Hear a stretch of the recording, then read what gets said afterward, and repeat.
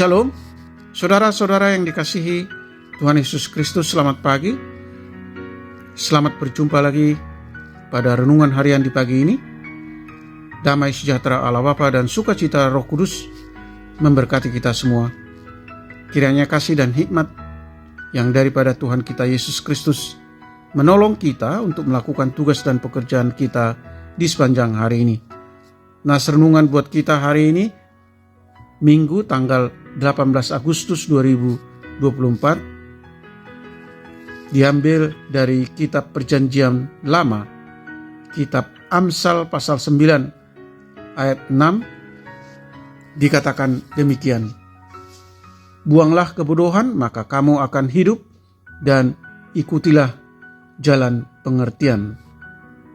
Sekali lagi dibacakan, buanglah kebodohan, maka kamu akan hidup, dan ikutilah jalan pengertian.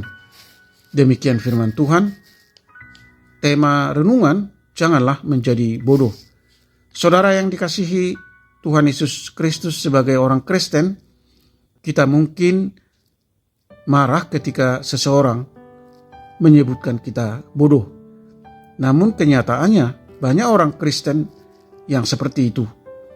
Dalam benak kebanyakan orang, kata bodoh berarti tidak mudah dipahami, tidak cukup berilmu, berpendidikan rendah, atau tidak pernah bersekolah. Sebaliknya, yang bijaksana adalah sebaliknya, makna ayat di atas sama sekali tidak mempengaruhi tingkat pendidikan atau kecerdasan seseorang, namun menggambarkan keadaan di mana seseorang tidak mengetahui sesuatu sehingga melakukan perbuatan yang tidak direstui Allah. Hal ini lebih menekankan pada kualitas hidup individu. Saudara yang dikasihi Tuhan Yesus Kristus, dalam hidup ini kita terus-menerus dipaksa mengambil keputusan. Jika pilihan kita benar, berarti kita tahu apa yang boleh dilakukan dan apa yang tidak boleh dilakukan. Jika Anda sudah mengetahui bahwa ada sesuatu yang salah, berakibat buruk, merugikan, dan bertentangan dengan firman Tuhan, namun Anda tetap melakukannya, berarti Anda salah langkah dan bodoh. Itulah yang disebut perilaku bodoh atau bodoh. Saudara yang terkasih di dalam Yesus Kristus, firman Tuhan selalu mengingatkan kita untuk tidak bertindak bodoh, karena Tuhan mempunyai rencana dan rencana yang baik untuk anak-anaknya, bukan rencana kecelakaan, tetapi masa depan yang penuh harapan.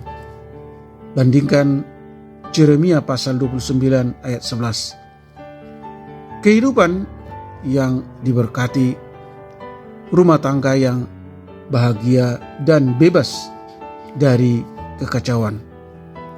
Namun, saudara yang terkasih di dalam Yesus Kristus, kita seringkali melewatkan rencana Tuhan karena kita bertindak bodoh, seperti yang dialami Adam dan Hawa yang diperdaya iblis akibat kebodohannya. Mereka harus menghadapi akibat ketidaktaatan mereka. Amin. Mari kita berdoa.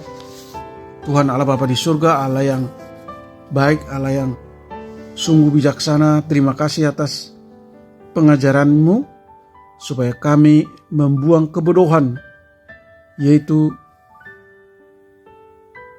mendengarkan firman-Mu tetapi kami tidak melakukannya, sehingga di hari penghakiman akan didapati siapa-siapa yang benar-benar bijaksana, yaitu mereka yang mendengar dan melakukan firman-Mu dan siapa-siapa yang mendengar tetapi tidak melakukannya.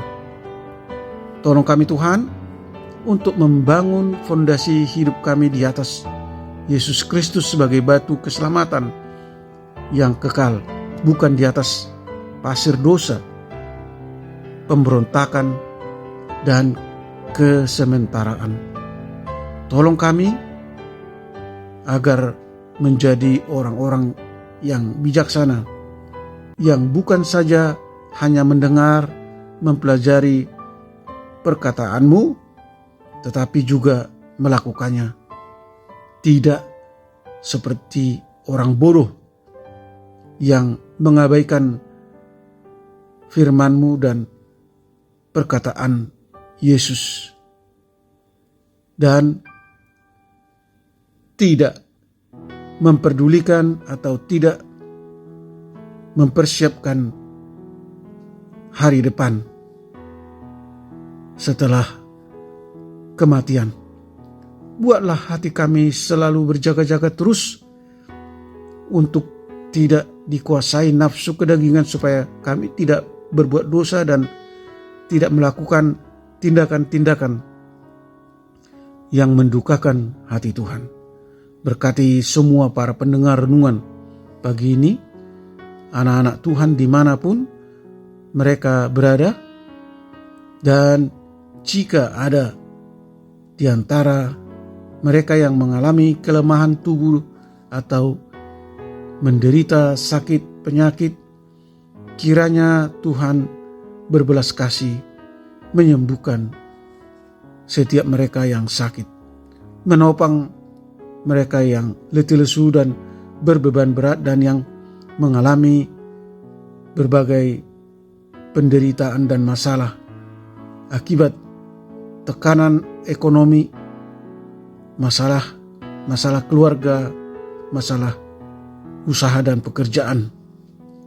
Tuhan menghibur mereka yang berduka dengan kasih setia-Mu yang melimpah. Terima kasih Tuhan.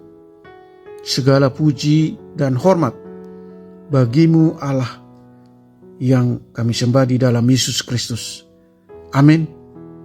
Shalom, selamat hari Minggu, selamat beribadah, tetap sehat. Tuhan Yesus memberkati.